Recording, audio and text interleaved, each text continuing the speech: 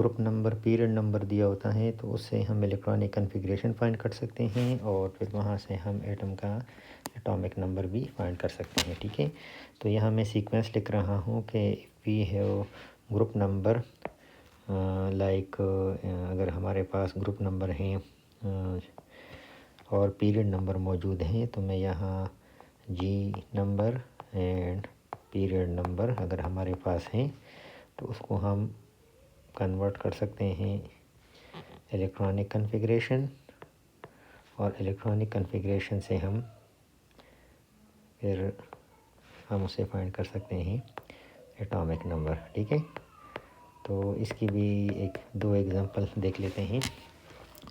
For example I am taking the example of carbon. ठीक है, तो अगर कार्बन का हमें ग्रुप नंबर और पीरियड नंबर का पता चल जाए, जैसे पीरियडिक टेबल हमारे पास हैं और हमें पता चले कि कार्बन का ग्रुप नंबर है 4 यानी G4 और पीरियड नंबर इसका है 2, तो हम इसका इलेक्ट्रॉनिक किस तरह बनाएंगे। तो देखें, आप यहाँ से शुरू करें, इसका पीरियड 2 है तो इसका मतलब है कि इसमें 2 शेल हैं, तो आप यहाँ लिखें 2 और फिर देखें इसके आउटर मोस्ट शेल में कितने इलेक्ट्रॉन हैं 4, तो 4 इलेक्ट्रॉन इसके आउटर शेल में हो गए 4 इलेक्ट्रॉन। तो जाहिर है फिर पहले शेल में तो 2 इलेक्ट्रॉन आते हैं, तो इस तरह इसमें टोटल कितने इलेक्ट्रॉन हो गए 6। तो आप देखिए इसका इलेक्ट्रॉनिक कॉन्फ़िगरेशन बना हमारे पास 2 4, यानी इसको हम इस तरह भी लिख सकते हैं 1s2 2s2 एंड 2p2। तो इस तरह अगर आप इसके एटॉमिक नंबर फाइंड करना चाहें तो आप ये इलेक्ट्रॉन गिन लें 2 2 2 6 इलेक्ट्रॉन हो गए, तो इसका मतलब है कार्बन का एटॉमिक नंबर 6 है। तो आप देखें कि ग्रुप नंबर से हमें इलेक्ट्रॉनिक कॉन्फ़िगरेशन मिला और इलेक्ट्रॉनिक कॉन्फ़िगरेशन से हमें एटॉमिक नंबर मिल जाता है। ठीक है, एक और एग्जांपल कर लेते हैं। जैसे हमारे पास एक और एग्जांपल है, हम ले लेते हैं फ्लोरीन। फ्लोरीन का एग्जांपल हम लेते हैं और फ्लोरीन का जो ग्रुप नंबर है पीरियडिक टेबल से वो है 7 और पीरियड नंबर इसका है 2। तो अब पीरियड नंबर से शुरू करें कि अगर इसका पीरियड नंबर 2 है तो इसका मतलब है इसमें 2 शेल हैं 1 एंड 2। तो नेक्स्ट आप क्या करें, नेक्स्ट आप इसमें पहले शेल में लेके 2 इलेक्ट्रॉन और इसका दूसरा शेल आउटर शेल है तो इसमें 7 इलेक्ट्रॉन है, तो यहाँ लिखें 7 इलेक्ट्रॉन। तो इसका कॉन्फ़िगरेशन सब शेल में इस तरह होगा 1s2 2s2 एंड 2p5। तो आप इलेक्ट्रॉन गिन ले 2 2 5, तो ये 9 बना, तो इसका मतलब है इसके एटॉमिक नंबर 9 है। ठीक है, लेट्स डू अनदर एग्जांपल। एक और एग्जांपल मैं ले रहा हूँ, सपोज़ मैग्नीशियम। सो अगर मेरे पास मैग्नीशियम आ रहा है तो मैग्नीशियम का ग्रुप नंबर है 2 और पीरियड नंबर है 3। इसका मतलब है इसमें 3 शेल हैं, तो आप लिखे 1 2 3।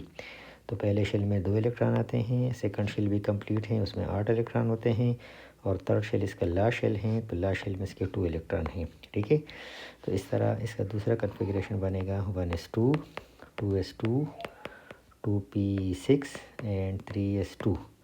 तो अब आप काउंटिंग करें कि इसमें कितने इलेक्ट्रॉन हैं टोटल 2 2 4 6 10 2 12। तो इस तरह मैग्नीशियम का एटॉमिक नंबर 12 बन जाता है। ठीक है, एक और एग्जांपल कर लेते हैं। जैसे हम ले लेते हैं क्लोरीन। सो क्लोरीन उसका ग्रुप नंबर पीरियडिक टेबल में हम देखेंगे तो पीरियड नंबर 3 से बिलोंग करता है और ग्रुप नंबर 7 से। तो पीरियड नंबर 3 है तो इसका मतलब है कि इसमें 3 शेल हैं, तो आप लिखें 1 2 3।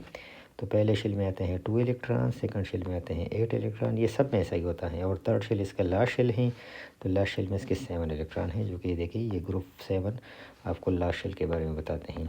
ठीक है, तो इस तरह इसका जो इलेक्ट्रॉनिक कॉन्फ़िगरेशन है वो इस तरह ही बन सकता है कि 1s2 ये वाला बन जाएगा 2s2 2p6 और ये बन जाएगा 3s2 3p5।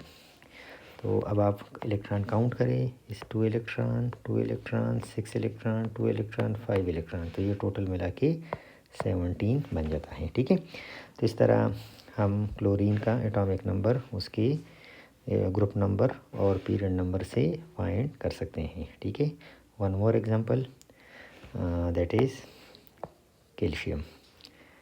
तो कैल्शियम का एटॉमिक नंबर है हमारे पास, सॉरी ग्रुप नंबर है इसका 2 और पीरियड नंबर है 4। इसका मतलब है इसमें 4 शेल हैं, 1 2 3 4।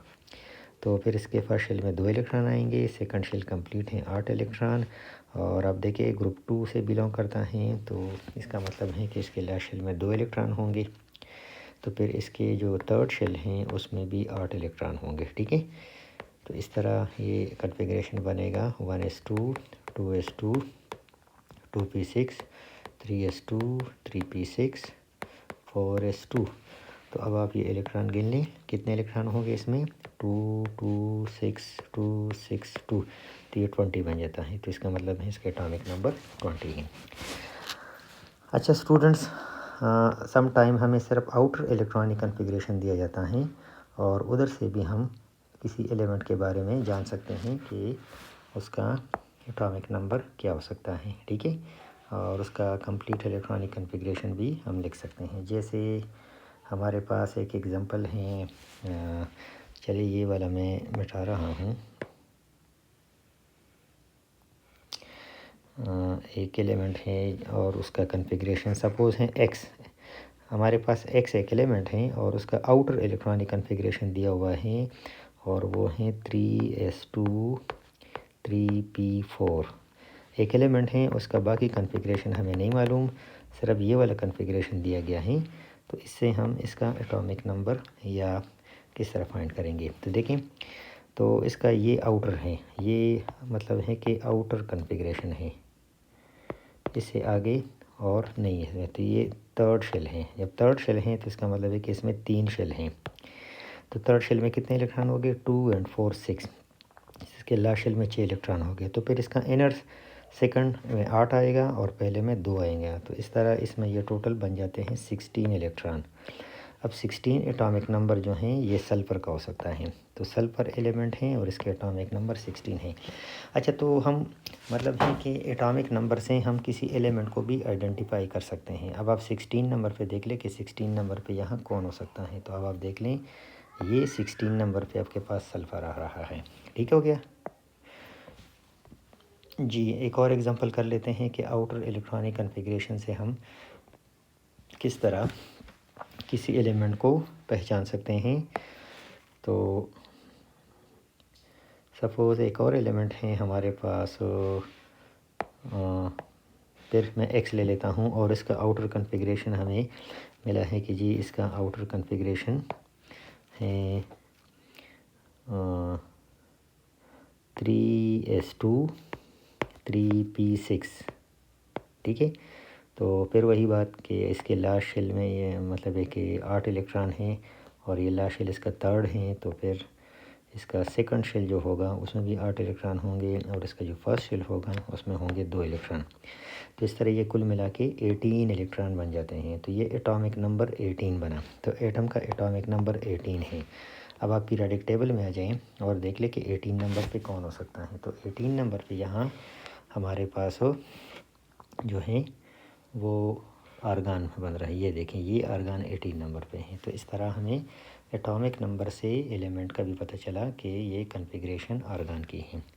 तो स्टूडेंट्स, आप लोगों ने देखा कि किस तरह हम एटॉमिक नंबर से कन्फिग्रेशन से हम group number period number find करते हैं और किस तरह हम ग्रुप नंबर और पीरियड नंबर से हम वापस कन्फिग्रेशन और एटॉमिक नंबर पे चलते हैं। तो इसका मतलब है कि इसमें जो सबसे ज़रूरी चीज़ है वो है इलेक्ट्रॉनिक कन्फिग्रेशन। जब आपको इलेक्ट्रॉनिक कन्फिग्रेशन का पता होता है तो आप मतलब है कि एटॉमिक नंबर भी फाइंड कर सकते हैं और जब आपको इलेक्ट्रॉनिक कन्फिग्रेशन आता हो तो आप ग्रुप नंबर और पीरियड नंबर भी फाइंड कर सकते हैं। तो इलेक्ट्रॉनिक कन्फिग्रेशन पे एक वीडियो मैंने जो बनाई थी बहुत डिटेल से। तो अगर आपको कन्फिग्रेशन में कोई मसला है तो आप फिर पहले वही वीडियो देख लें और उसके बाद फिर आप ये वीडियो देख लें। ठीक है।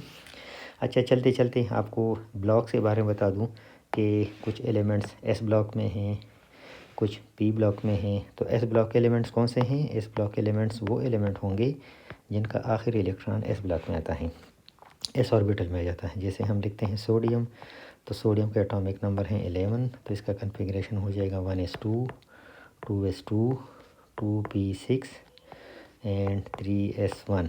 तो आप देखें इसका लास्ट इलेक्ट्रॉन किस ऑर्बिटल में आ रहा है? एस ऑर्बिटल में आ रहा है। तो इसको हम कहेंगे सोडियम को एस ब्लॉक एलिमेंट। ठीक है, इस तरह मैं इस ब्लॉक का एक और एग्जांपल ले रहा हूँ। जैसे हमारे पास बन जाता है मैग्नीशियम, तो मैग्नीशियम का एटॉमिक नंबर है 12, इसका कन्फिग्रेशन हमारे पास बनेगा 1s2, 2s2, 2p6, 3s2। अब आप दोबारा देख लें कि इसका जो आखिरी इलेक्ट्रॉन है वो एस ऑर्बिटल में रहा है, तो इसी वजह से इसको भी हम एस ब्लॉक एलिमेंट कहते हैं। ठीक है, इस तरह जो हमारे पास कुछ और एलिमेंट हैं तो वो पी ब्लॉक में आ जाते हैं। अब पी ब्लॉक में कौन से एलिमेंट्स होंगे? पी ब्लॉक में वो एलिमेंट्स होंगे जिनका जब हम कन्फिग्रेशन करें तो आखिरी इलेक्ट्रॉन पी ऑर्बिटल में आएगा। जैसे मैं लिख रहा हूँ कार्बन, तो कार्बन का इलेक्ट्रॉनिक कन्फिग्रेशन है 1s2, 2s2, 2p2। तो अब आप देख सकते हैं कि इसके थर्ड जो आखिरी इलेक्ट्रॉन है वो पी ऑर्बिटल में आ रहा है, तो इसी वजह से इसको हम कहेंगे पी ब्लॉक एलिमेंट। ठीक है, हम एक और एलिमेंट एग्जांपल ले लेते हैं ऑक्सीजन। ऑक्सीजन के एटॉमिक नंबर है 8, तो इसका कन्फिग्रेशन है 1s2, 2s2, 2p4। तो अब देखें कि इसका जो आखिरी इलेक्ट्रॉन है वो पी ऑर्बिटल में आ रहा है। ठीक है, तो ये भी पी ब्लॉक का एलिमेंट बन गया। इस तरह मैं एक और एग्जांपल ले रहा हूँ फास्फोरस। तो फास्फोरस जो है उसके एटॉमिक नंबर है 15, तो इसका कन्फिग्रेशन बनेगा 1s2, 2s2, 2p6, 3s2, 3p3। तो आप देख सकते हैं कि इसका आखिरी इलेक्ट्रॉन पी ऑर्बिटल में रहा है, तो इसी वजह से ये भी पी ब्लॉक है। तो ये भी पी ब्लॉक, ये भी पी ब्लॉक, ये भी पी ब्लॉक। तो पी ब्लॉक एलिमेंट्स वो एलिमेंट्स होते हैं जिनका आखिरी इलेक्ट्रॉन पी ऑर्बिटल में आ जाता है। ठीक हो गया। इस तरह जिनका आखिरी इलेक्ट्रॉन डी ऑर्बिटल में आता है तो उसको हम डी ब्लॉक कहते हैं। तो इसके लिए जो सबसे आसान एग्जांपल हैं डी ब्लॉक में वो हम आयरन का करेंगे। तो अगर आप देख लें आयरन का इलेक्ट्रॉनिक एटॉमिक नंबर है हमारे पास 26। ठीक है, तो इसका कन्फिग्रेशन स्टार्ट करें 1s2, 2s2, 2p6, 3s2, 3p6, 4s2, 3d6।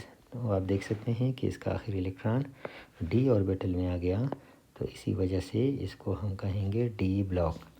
तो आयरन जो है वो डी ब्लॉक एलिमेंट हैं। तो डी ब्लॉक एलिमेंट्स में वो एलिमेंट्स हैं जो आखिरी इलेक्ट्रॉन डी ऑर्बिटल में रखते हैं। तो इसमें आयरन भी आता है, कॉपर भी है, जिंक भी है, मैंगनीज़ भी है, क्रोमियम है, जो कि सारे स्टील में यूज़ होते हैं बनाने में।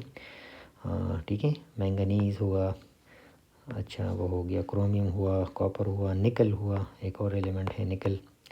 तो ये सारे डी ब्लॉक में आते हैं, क्योंकि जब आप इनका कन्फिग्रेशन करते हैं तो मतलब ये है कि 21 से आगे जो एलिमेंट्स होते हैं ना, जिनके एटॉमिक नंबर 21 या 21 से आगे होता है, तो फिर वो डी ब्लॉक बन जाता है, मतलब उनका आखिरी इलेक्ट्रॉन डी ऑर्बिटल में आ जाता है। ठीक है, तो इस तरह हमारा इलेक्ट्रॉनिक कन्फिग्रेशन का टॉपिक कंप्लीट हुआ कि किस तरह एटॉमिक नंबर से हम कन्फिग्रेशन से ग्रुप नंबर, पीरियड नंबर, या ग्रुप नंबर, पीरियड नंबर से हम कन्फिग्रेशन फाइंड करते हैं, और कन्फिग्रेशन से हम एटॉमिक नंबर फाइंड करते हैं। ठीक है, तो ये टॉपिक हमारा ख़त्म।